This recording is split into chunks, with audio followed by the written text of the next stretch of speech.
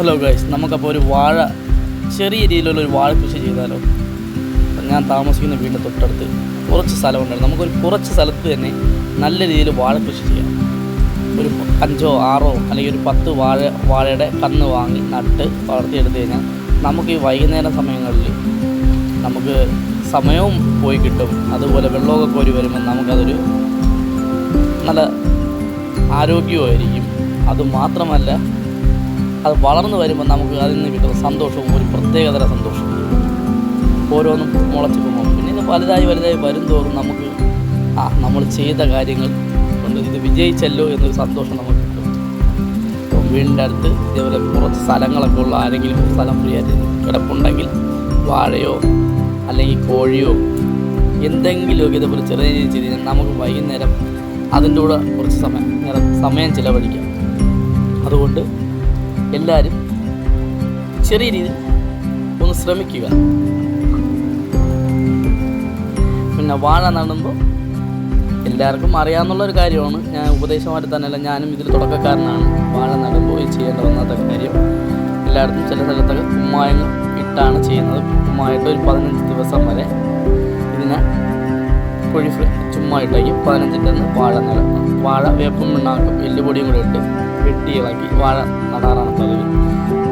ഞാനിതിൽ എല്ലുപൊടിയും വേപ്പും പിണ്ണാക്കും മാത്രമേ ഇട്ടുള്ളൂ. കുമ്മായിട്ട് എല്ലുപൊടിയും വേപ്പും പിണ്ണാക്കും ഇട്ടും നടാം.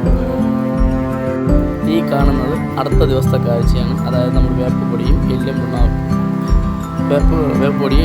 എല്ലുപൊടിയും കൂടെ ചേർത്ത് മിക്സ് ചെയ്തിട്ട് മണ്ണ് ഇളക്കിയിട്ട് വാഴ നടുന്നതാണ് നമ്മൾ കാണുന്നത്.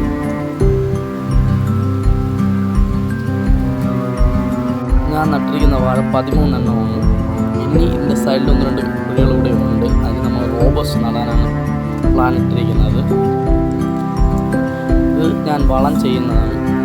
അടിയിലത്തെ വളം ഫസ്റ്റായിട്ട് നമ്മൾ നടുമ്പോൾ വേപ്പുപൊടിയും എല്ലുപൊടിയും വേപ്പിൻ പിണ്ണാക്കും എല്ലുപൊടിയും കൂടെ ചേർത്താണ് 2 കവറിലായിട്ടിരിക്കുന്നത്. ഇതാണ് ഞാൻ ആ കുഴിക്കകത്തിടുന്നത്.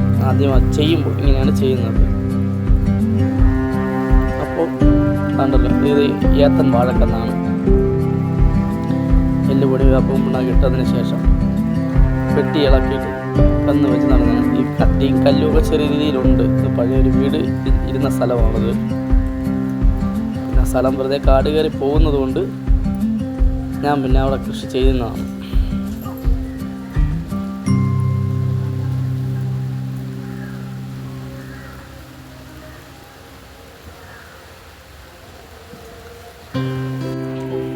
വാഴയ്ക്ക് നട്ട് കഴിഞ്ഞാൽ ഒരു നേരം വെള്ളം നനച്ചാൽ മതി. പിന്നീട് വളർന്നു വരുന്നതനുസരിച്ച് നമുക്ക് വെള്ളം നനവിൻ്റെ ഇത് കൂട്ടണോ കുറയ്ക്കണമെന്ന് വെയിലിൻ്റെ അത് നോക്കി ചെയ്യാം.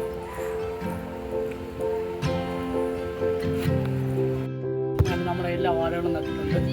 ഇനി വാഴയുടെ ഓരോ വളർച്ചയും നമുക്ക് അടുത്ത ഓരോ വീഡിയോയിലായിട്ട് നമുക്ക് കാണാൻ പറ്റുന്നതായിരിക്കും. അപ്പോൾ ഞാൻ അടുത്ത് വാഴ വളർന്നു വരുന്നവരല്ല, ഒരു ചെറിയ ബ്രേക്ക് മാത്രമാണ്. ലൈക്ക് ചെയ്യുക, ഷെയർ ചെയ്യുക, കമൻറ്റ് ചെയ്യുക, സബ്സ്ക്രൈബ് ചെയ്യുക.